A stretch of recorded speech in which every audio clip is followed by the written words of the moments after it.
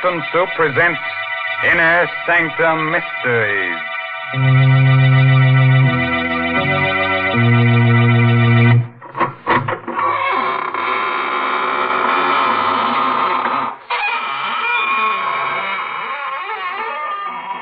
Good evening, friends of the Inner Sanctum. This is your host, Raymond, the gay ghoul. Friends, would you like to fly through the air with the greatest of ease? Do you think you'd enjoy being invisible, huh? Oh, it's easy. All you have to do is become a ghost. And to become a ghost, all you have to do is accentuate the ectoplasm and eliminate the protoplasm. Man! If that doesn't work, we'll introduce you to one of the characters on our show. He'll take care of you. And that's the truth. What awful people on this show. Wherever do you find them, Mr. Raymond? Well, it's simple. All you have to do is turn over a rock, and out they come crawling. And just suppose you were looking for decent people. How would you find them? Oh, well, now, Mary, you were the one who showed me how I just go snooping around houses, peering into windows. And I'd find all the nice people drinking Lipton tea. Oh, dear, there you go making fun again. You know, maybe if you drank Lipton tea, you wouldn't be such a bitter, unhappy person. Yes, there's something so warming and cheerful about Lipton. I guess that's why lots of folks drink it not only at mealtimes, but between meals, or whenever they get a chance to sit down and enjoy Lipton's famous brisk flavor. That word brisk, B-R-I-S-K, explains a lot when it comes to tea flavor. Brisk means that Lipton tea always tastes tangy and bracing. It's never flat or wishy-washy. That's right. You just don't know how good tea can be till you know how good Lipton's is. All right, Mary. As long as you're in the kitchen, you'd better sharpen up a couple of knives, as our main character tonight is going to use them. The story is called Song of the Slasher. It's an original radio play by Milton Lewis and stars Arnold Moss in the role of Detective Dan Miller. Are you ready? Then gather close and listen. If you find you're getting too many chills, then just sit in the fire. A thick, murky fog hangs like a damp veil over the waterfront. Streets are deserted. The buildings loom like tombstones in a cemetery. No living soul can be seen because people with sense stay behind locked doors. The slasher has murdered and mutilated his fifth victim in 8 days. In a drab, lonely little room, a young woman suddenly looks up when she hears a door close. Well, what's the matter? Can't you speak? Hey, you get away from me. Get back up. That knife. What are you doing with that knife? You're a slasher. Help! Help me, someone! It's a slasher! Help! Hello, police headquarters. Hello? It's the slasher. What are you talking about? He's here. 12 Dock Street. He's upstairs. Mr. Nell's apartment. I can hear her screaming now. He's with her. I go upward. I'm an old man. It's the slasher. He's killing her.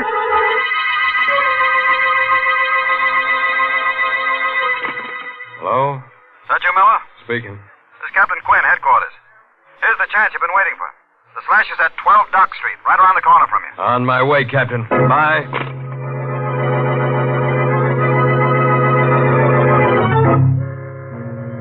And that's how it started. The detective was asked to do some queer things in the line of duty. I didn't mind moving down to the dump at the waterfront with my wife, if it would help catch the slasher. So when I got the call, I rushed out of my joint and beat it down to 12 Dock Street. Oh. Where is he? Where'd he go? He... Listen, I... Don't do that. I'll get you a doctor. And listen to me, sister. Donnell, her name is. Are they going to send an ambulance? Yeah, but it won't do her no good. You were too late. Did you see the guy who did it? I saw nobody. He can't be far. He was here a minute ago. I heard someone go out the back way. When? A minute ago. Listen. It's coming from that alley down there. Fog's so thick you can't see 2 feet ahead of you. The back way goes into the alley. Well, then it's him. The slasher.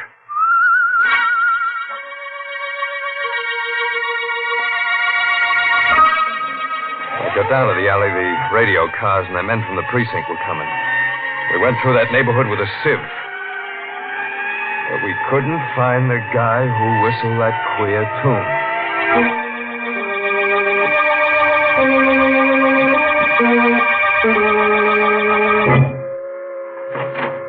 Is that you, Danny? Yeah. Oh. What happened? Well, you shouldn't have got out of bed, baby. I was worried. He got away. Did he kill another? Yeah, another dame. It wasn't so foggy I could have seen him. That's how close it was. Any clues? No, nothing to speak of. Hey, look, baby, don't you worry about this. You go back and get some sleep. I'm frightened, Danny. That man is somewhere in this neighborhood and us living here. I shouldn't have brought you down here. You're going back to our old place tomorrow. No, I'm not. I don't want you here alone, and I want to stay with you. Shut up. Danny. Listen. You hear that, don't you? That ain't something I'm hearing in my head, is it? Danny, what are you... Answer me. I want to make sure I ain't hearing Well, of things. course I hear it. It's someone whistling, but why are you acting like this? The slasher whistles that tune. Are you sure? Yeah, I heard him tonight. Then the killer... The slasher must be somewhere around here. I'm going out, baby. Lock the door.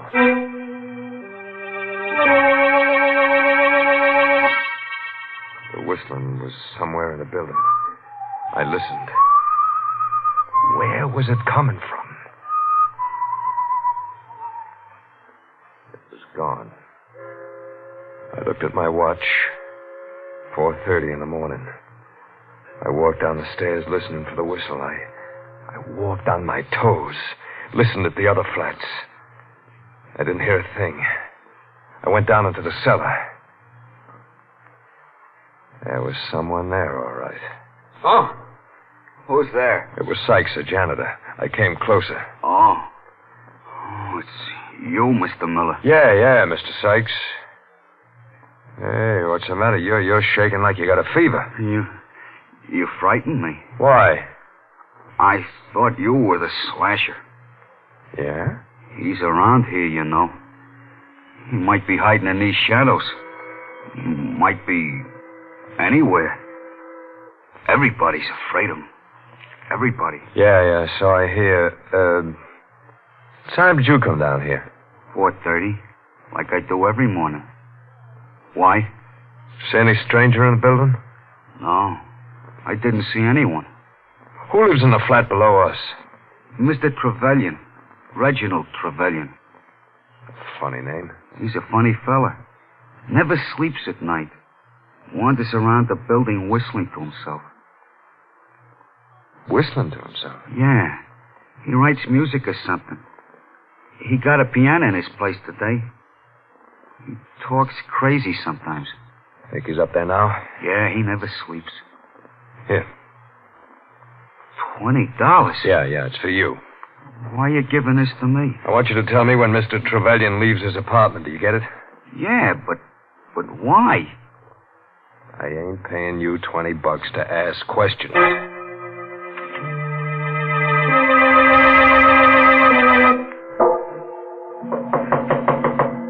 Who's there? Miller. Mr. Miller. Yes? What is it, Mr. Miller? My wife and I live upstairs. I know it's kind of late, but, can I come in here for a minute? Of course. Hope I'm not disturbing you. No, it's quite all right.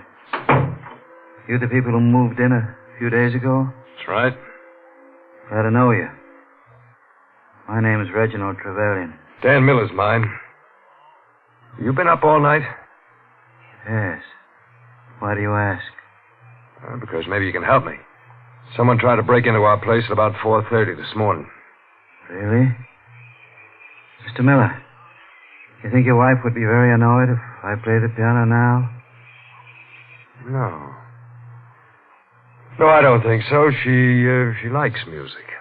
Does she? seemed like a charming girl. I noticed her when you first moved in. You're very lucky to have such an attractive wife.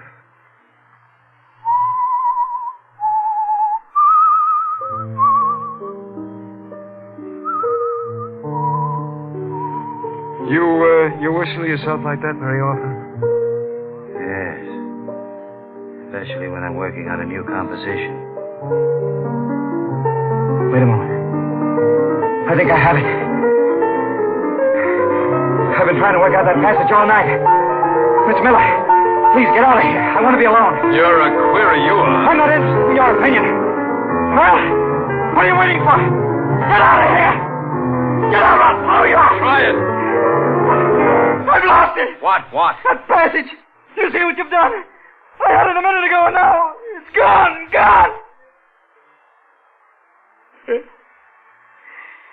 It's how it's been lately.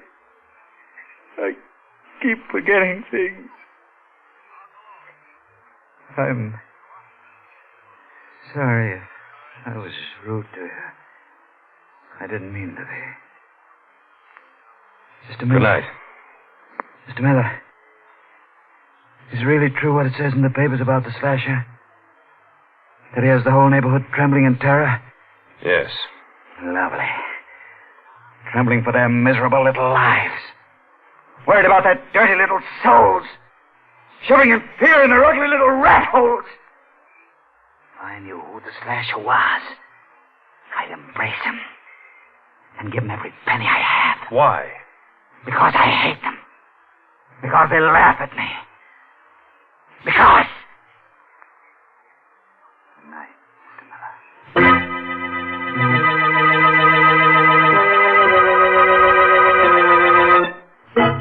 I phoned headquarters, told them to check on Trevelyan. Oh, he was a queer one, all right. So queer I didn't tell Laura about him. I didn't want to scare her. Couldn't arrest him. I didn't have anything on him yet. I lay down to rest.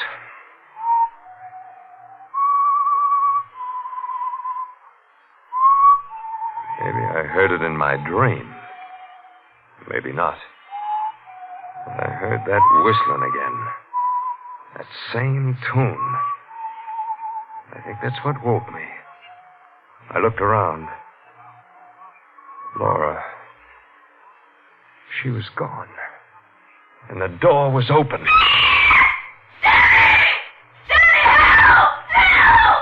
I rushed out. The hall was filled with thick fog. In the yellow light, I saw a crumpled heap on the floor. I recognized Laura's bathrobe.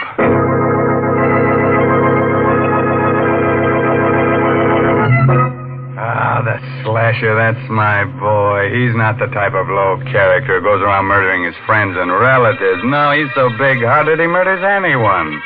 Even people he was never introduced to. He's no snob. Snob? He's much worse than a snob. He's a lunatic. Oh, Mary, you're so unsympathetic. He's just lonely. He wants to get close to people with a knife. Well, if he's so lonely, then why does he go around cutting people? You see, Mr. Raymond, I can say the same kind of things you do. Don't you dare just be your sweet, practical self, or else... You can't frighten me, Mr. Raymond. But as a matter of fact, I do have something practical to say. I'm going to suggest that all the folks who drink Lipton tea should buy the larger, more economical size packages. Not only because they're thriftier, but for another reason. You see, if you have a large package of Liptons at home, then you're not likely to run out just when you need it. For instance, when folks happen to drop in unexpectedly some evening. And, of course, Lipton's is a grand drink to serve your guests. It goes so well with cake or sandwiches. It just seems to make everything taste better. So, folks, be sure to have a good supply of that brisk Lipton tea on hand. Yeah, do that. And while you're at it, be sure to have an extra hand on hand, because the slasher may want to collect one for a souvenir. Well, we've kept the blood from flowing long enough. On with the murders. Listen as we hear Arnold Moss as Dan Miller finish that story. Laura was alive, in a dead faint. I scooped her up in my arms and rushed her back to our flat. She opened her eyes a few minutes later. Danny. You're okay, baby. He was going to kill me. Yeah. Drink some of this. Thanks. Oh, Danny, it was awful. What happened? Well, you were asleep. I went out to get the milk, and I heard someone whistling. Do you remember what? That same queer melody we heard before, the one the slasher whistled. So I thought I'd help you. Help me? I thought I'd see him. I walked quietly down the hall, and there was no one there. Then I turned the corner. Yeah? I saw the knife gleam. Someone was hiding in the shadows. He grabbed my neck, and I screamed. I screamed, Danny. I screamed so I thought I'd burst my throat, and then it all went flat. Did you see him? No, but I felt his hands on my throat. They were strong hands, fingers like steel, and I... Oh, Danny, I'm sorry. I can't even talk about it. Now, lie down. You'll be all right. But when you think that he's right here, maybe living in this building... Well, he won't be here long. I'm calling headquarters. You know who he is. I got a good idea. Now, just let me get on that phone and... Oh, Danny, maybe that's him. Now, take it easy, kid. Who's there? Right. That's just a janitor, baby. Oh. What do you want? He went out. Trevelyan? Yeah. Okay. Laura, get dressed. I want to get you out of here before the trouble starts. I'll be gone for a few minutes. Where are you going? With Mr. Sykes. You got a key, Sykes? Yeah, but I'll have to go along with you. You can't take anything. You know what this badge means? You a detective? Yeah. Now, let's go. What are you doing here? Looking for the slasher? I'll write you a book about it, pal. Now, here's his joint. Open the door. All right. But you'll have to hurry. He may come back any minute. All I want is enough evidence. I'll take care of him when we get it. The door's open. Come on in. It was 8 in the morning. But it could have been 8 at night. The fog was so thick. I knew this was it. I couldn't take any chances. I had to get all the evidence on him before I nabbed him. And I had to get it without him being wise. What are you looking for? Knives. We know he's got at least 3. I don't see none. Neither do I. Maybe it's a bum steer. I could be wrong. Hey, what's this? Music. He's always writing it. I used to be a choir boy once. They taught me how to read them notes. I wonder if I still can. Why? Because I think this may be a tune I'm looking for. Now, let me see.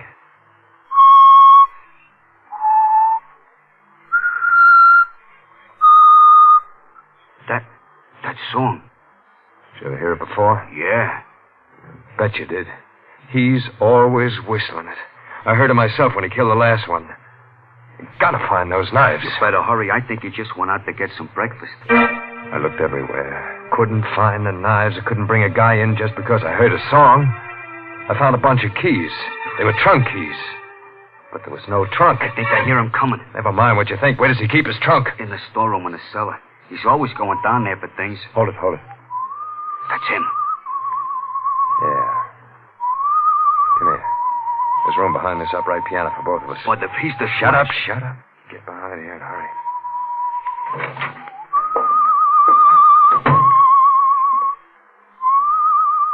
He sat down at the piano and played a queer arrangement of the same tune that led me to him.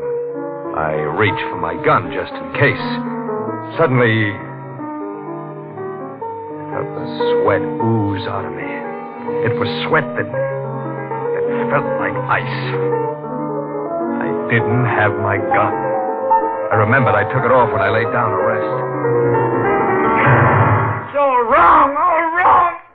Why can't I get it right? He's going out again. Come on, Sykes. I told you to hurry before. I hear him going down those stairs. It's safe to go now. All right, Sykes. We're going to open that trunk in the store.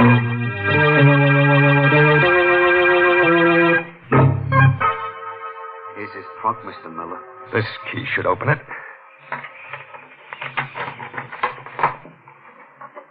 Are they the knives? Yeah. The knives. Look at them. Covered with blood. Gee. Sykes, go to the police precinct. Tell them Miller sent you. Tell them to come over here with as many men as they can spare. All right. I took the knives and put them under my coat. Went up to my room.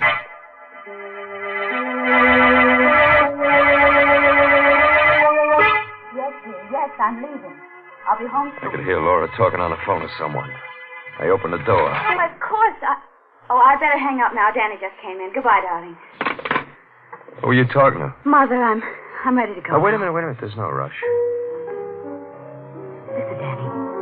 It's that man at the piano. Sounds like the Thrasher song. Yeah. What have you got there? My gun. Come on, baby, we're going. That man playing the piano. Are you sure he's the Thrasher? Yeah. Positive. Oh, Danny, you're hurting my arm. Oh, I'm sorry. I'm a little nervous. That's his place. Come on in with me. Come in with you? Yeah. I figured out a way to trap him. But, Danny, Don't be scared, baby. You'll be okay. Oh. You? Yeah, Mr. Trevelyan. I'd like you to meet my wife. I'm delighted. How do you do? Would you like to hear something? It's a composition I've just completed. I've had a great deal of trouble with it. But I think I've got it right now.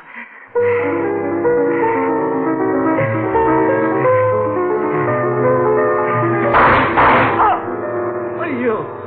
That gun. Yeah, you got it coming to you, Slasher. You stupid swine. You idiot. Why did you give me a chance? My music. Not even written down.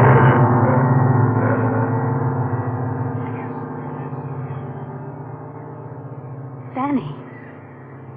You murdered him. Yeah, Why? you'll find out. What are you going to do with that knife? It's one of his knives.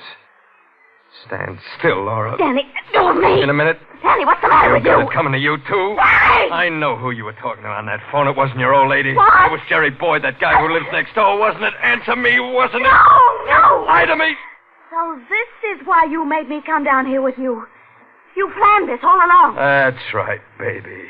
And that's why I had you insured for $40,000. Oh. You made one bad mistake. You married a smart cookie. You're going to kill me and blame it on the Slasher. Yeah. No!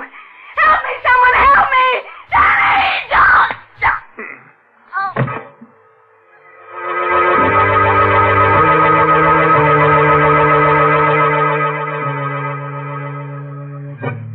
When it was over, I wiped the knife clean of fingerprints. And then I smeared Trevelyan's hand over the handle. I knew what to do. Made it look good, made it look perfect. There's a way to get away with murder. And I found it. I thought.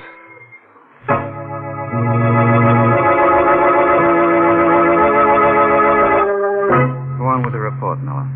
Well, Captain Quinny, after I sent Sykes to the precinct, I went upstairs for my gun. My wife wasn't there, and got the gun, and I heard a scream. I rushed to his place. I opened the door. I saw Laura. For a second, I thought I'd pass out. Yeah? He grabbed a knife and come at me, and I shot him and killed him. Oh, Laura. She was insured for $40,000, wasn't she? Yeah. Yeah. What difference does that make now? A lot of difference, Miller. I want you to meet someone. Come in, Sykes. Yes, Captain. Did you hear Detective Miller's report clearly? Yes, sir. Was he telling the truth? No, he lied. What are you talking about?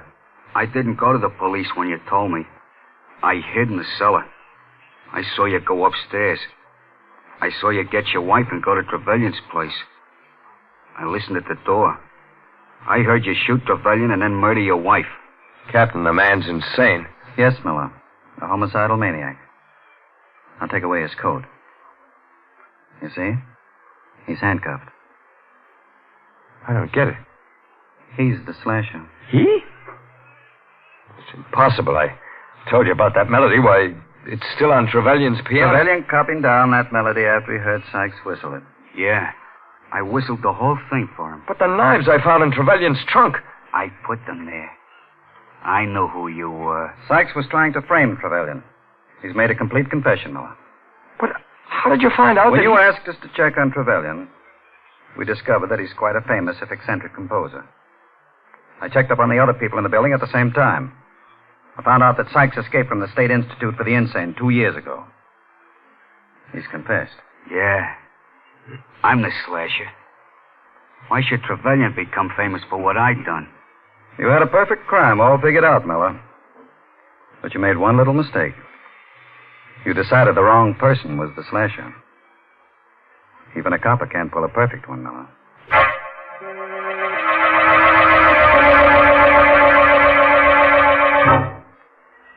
So I'm telling you all this because in 10 minutes I won't be able to tell nobody anything. Ever since I made my report, I've been hearing that song in my head. Like somebody whistling it. Soon I won't hear that either. It's a nice tune.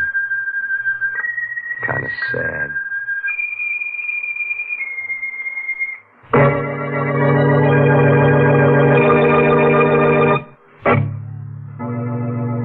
The moral for tonight's story is never quarrel with your wife. Avoid strife. If that doesn't work, get a carving knife. Now, there's the perfect formula for domestic bliss. Don't you think so, Mary? I do not. Oh, well, then I'll give you another one. You'll love this one. Beat her till she's black and blue. Break her arms and legs in two. Then tell her to brew a cup of Lipton tea for you. Oh, I give up. All I can hope is that folks don't pay any attention to all these peculiar things you say about Lipton. And I guess they don't. The proof is that more people drink Lipton tea than any other brand. But if any of you folks haven't tried Lipton's, then why don't you do so now before Mr. Raymond says a word more about it? Why not let that famous brisk flavor speak for itself? Well, now, if you weren't too cut up by tonight's story, let me tell you about next week's gory little tale. It's about a beautiful woman who holds your hand, tells you about the future. Of course, she's kind of pessimistic. She sees a man with a knife stuck in his throat, the girl waving gaily from the gallows. And listen to this. Our star will be the glamorous motion picture actress, Wendy Berry. Let's make it a date, huh? Oh, by the way, this month's Inner Sanctum mystery novel is The Lucky Stiff by Craig Wright. And now I guess it's really time to close that squeaking door until next week at the same time when Lipton Tea and Lipton Soup bring you another Inner Sanctum mystery directed by Hyman Brown. So until then... Good night. Pleasant dream time.